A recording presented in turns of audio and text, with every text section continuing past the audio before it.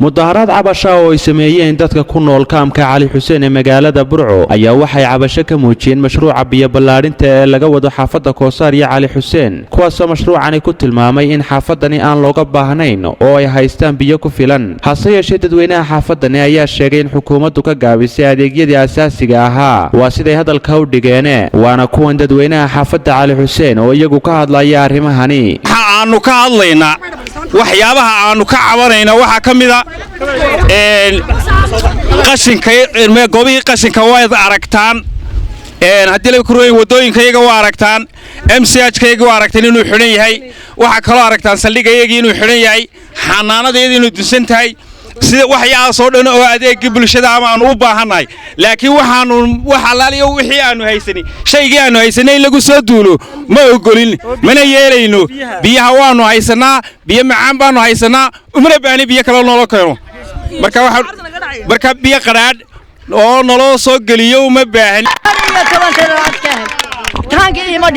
taangi ima dhigin karyona ima siin maydkaasanahay dad baa ii shaqeeya ma garatay waxa laale waxa iigu shaqeeyaan ma jiraan dawladda markaa oran weyday ishii anigoo indhala tii lay jeexay ayuu iga goynaya ma rabo biyaha qadhaan biyaha la keenayo dawladdu keenayso xaafadda Cali Xuseen mashruuca wuxuu ku magacaaban yahay biyo ballaarinta Burco laakiin Cali Xuseen markuu soo gaaro wuxuu noqonayaa mashruuca biyo ka goynta Cali Xuseen ama haraadinta xaafadda Cali Xuseen sababtu tahay xaafadda Cali Xuseen waxay haysataa biyo ku filan oo macaan oo hagar la'aan oo habeen iyo maalin jiifka lagu cabo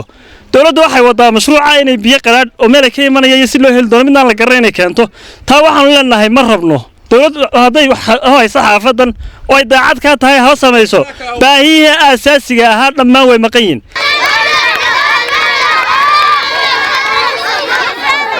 amnigi baa naga xidhan xanaanadii baa naga xidhan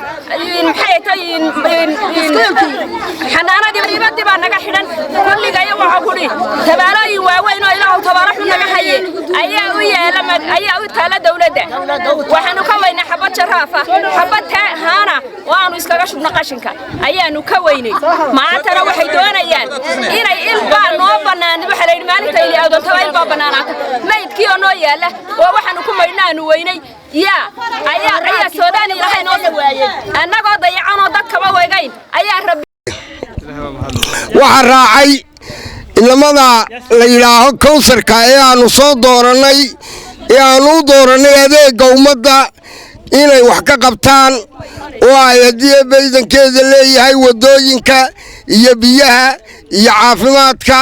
iyo nabadgelyada ay wax ka qabtaan waxay u bareereen inay ku wixii la haystana gooyaan iyagoo doonaya waxay cunaan waxaan leenahay inamada iminka la doortay Kowsarka ay dawlad kala ceebeen maayee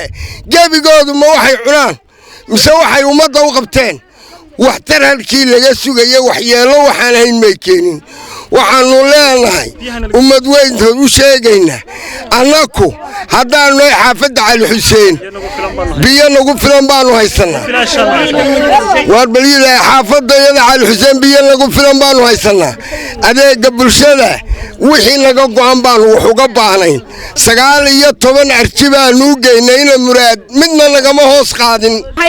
dawladdu haday daacad ka tahay inay xaafadda biyo geliso taaska ayaga noogama soo duwin biyo qaraaraya Koosaar bay nala doonatay biyo qaraaraba naloogu soo talaalaya xaafadda Cali Xuseen mar rabno ardayda secretary-ga iskuulka ee dhalinyarada u soo kacaysa